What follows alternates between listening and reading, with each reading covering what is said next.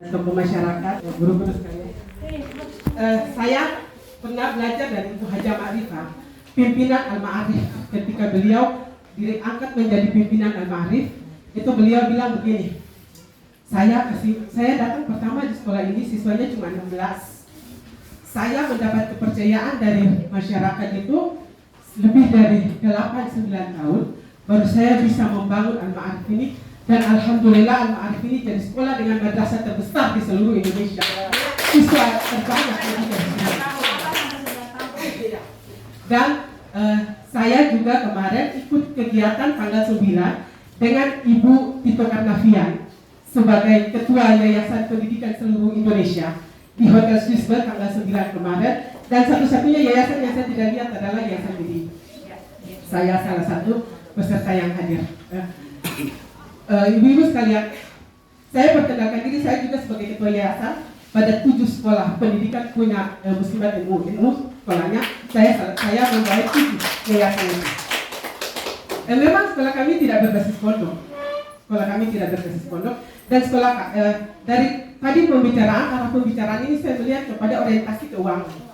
Uang saja. Dari beberapa waktu pembicaraan uang dan uang saja.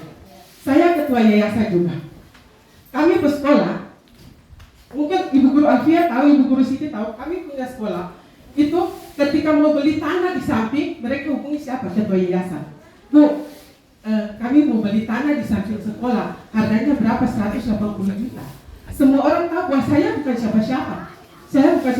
Tapi saya dipilih jadi ketua yayasan. Saya bukan pengusaha, bukan apa. Yang kapasitas saya di sini semua orang tahu. Kita harus hubungi siapa? Donatur. Kita cari masyarakat. Kita turun ke masyarakat, kita tidak minta, Pak minta bantuan kami. Enggak, kami minta seperti Pak Yai. Kami minta mereka punya zakat. Kami minta zakat. Dan alhamdulillah kami dapat uang dalam waktu singkat. Kami bisa beli tanah. Terus seiring waktu kami juga cari uang untuk beli bangun sekolah. Sekolah kami 7, salah satu bersebelahan dengan Ibu Subiati. Saya baru sekitar 3 tahun lalu angkat kepala sekolah baru, Ibu Oci. Ya, sekolah kami rata-rata bukan sekolah kencingan begini Pak, sekolah permanen. Saya minta Ibu Oci jadi kepala sekolah itu. Saya Pak Usman bilang, Bu, minta kepala sekolah, minta guru itu nggak gampang karena saya ada bikin surat minta lagi guru pegawai negeri. Tapi Pak Usman bilang tidak gampang, jadi saya harus pakai jalur khusus. Dan alhamdulillah saya pakai jalur khusus. Kepala sekolah di samping rumahnya di Subiati itu dalam jangka 10 hari, 9 hari dapat pusat. Kemarin saya melihat pembicaraan beberapa waktu setiap kali rapat ini orientasi uang. Saya ada rekaman di sini. Itu pengarahan dari Ketua Yayasan Republik Indonesia bahwa pembina dan yayasan itu tidak boleh sama sekali mendapatkan uang sepersen dari sekolah.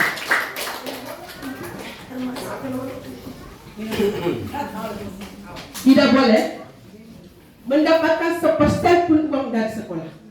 Itu aturan resmi dan sah, keputusan Mahkamah Konstitusi. Itu putusan Mahkamah Konstitusi. Harap supaya semuanya baca tentang itu, bahwa yayasan dan pembina sekolah tidak boleh sama sekali. Dan saya alhamdulillah, saya menerapkan itu karena belajar dari Ibu Haja Ma'rifah.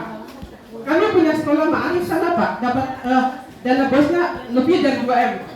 Ya, Ibu Subiati mungkin tahu itu kepala sekolah SD, kami dapat di sana lebih dari 2M. Saya sama sekali sesuatu yang namanya uang saya tidak pernah campur. Saya ketika didatangi, saya setiap kali datang ke sekolah-sekolah kami, saya kasih sambutan. Saya selalu bilang bahwa sekolah saya belajar dari Ibu Haja Ma'rifah. Kenapa Ma'arif itu bagus? Kenapa dia berkembang? Karena yayasan menyerahkan sepenuhnya kepada kepala sekolah untuk mengelola keuangan sekolah. Itu saya belajar dari situ. Dan alhamdulillah kalau bicara tentang dana sekolah, saya tidak sama sekali mau tahu.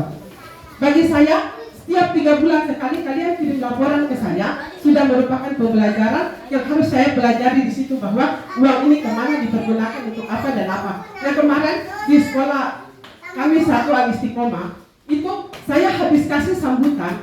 Kami punya hutang Pak. Bu Subiati tahu karena sekolah itu bersebelahan dengan rumah Bu Subiati. kami punya hutang untuk mengembangkan sekolah itu. Kami berhutang di BNT. Hutang kami itu selesainya sampai tahun 2030. Itu Bu Subiati betul? Uang kami punya sekolah itu hutang 2030 baru selesai. Siapa jaminannya? Ketua yayasan jaminannya. Saya bukan pengusaha. Saya cuma yang kayak begini yang Bapak Ibu Guru lihat. Inilah saya. Apa yang saya punya saat ini untuk makan saja mungkin ya alhamdulillah pas untuk makan saja lah. Itu sudah lebih daripada cukup. Tapi saya dipercayakan untuk diangkat menjadi ketua yayasan, berarti saya dianggap bahwa mampu untuk memanage jalannya pendidikan yang namanya kepunyaan umum.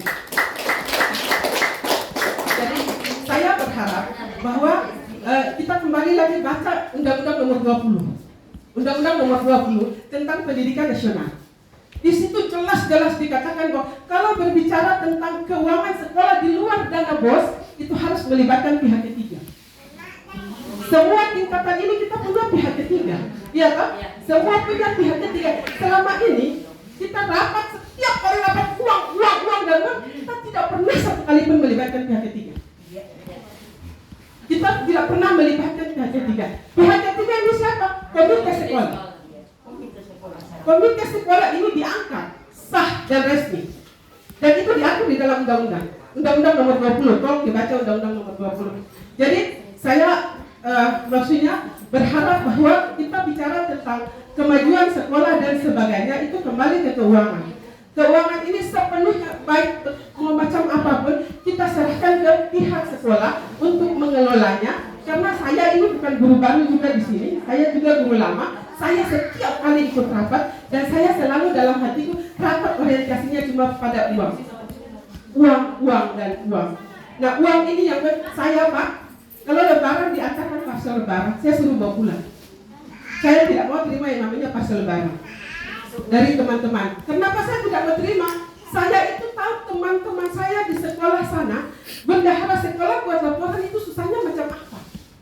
Saya lihat setiap kali, dan saya juga boleh tanya ini Gumus, ada Bu Nena, begini semua.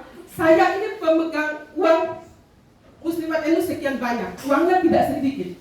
Saya yang selalu kerja laporan itu.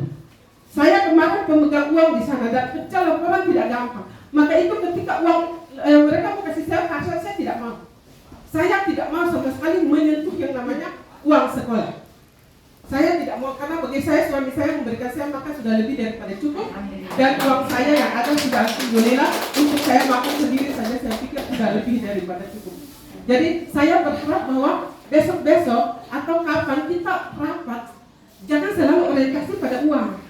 Uang dan uang. Karena kalau kita orientasi selalu pada uang, nanti akan timbul hal-hal seperti begini terus. Tidak akan pernah ada titik temunya. Ya, jadi saya komunikasi juga ke dinas itu untuk minta guru sekarang. Boleh tanya Pak Usman, saya minta guru pegawai negeri di sekolah kami Pak. Apa kata Pak Usman? Bu, mengangkat guru dan memindahkan guru sekarang tidak segampang membalik telapak tangan. Tidak segampang itu. Surat saya yang lalu, saya masuk menghadap itu 1 minggu, kayak saya pakai jalur khusus saya dapat 1 minggu dapat kepala sekolah.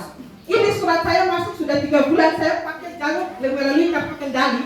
Sampai hari ini saya belum dapat guru pegawai negeri itu. Jadi melalui forum ini saya juga berharap bahwa dapat Pak Ketua Yayasan tolong baca kembali keputusan Mahkamah Konstitusi bahwa pimpinan Ketua Yayasan dan pembina kita tidak boleh sama sekali mengetahui uang sekolah. Ya, dan uang-uang yang kita bicara tentang masalah keuangan semuanya harus berhubungan dengan melibatkan pihak ketiga. Itu pihak ketiga harus dilibatkan karena jangan pada saat kita mau akreditasi saja baru kita cari pihak ketiga. Tapi ketika kita bicara keuangan kita tidak melibatkan pihak ketiga. Saya pikir itu saja yang perlu saya bicarakan. Kurang lebihnya mohon maaf. Wassalamualaikum warahmatullahi wabarakatuh.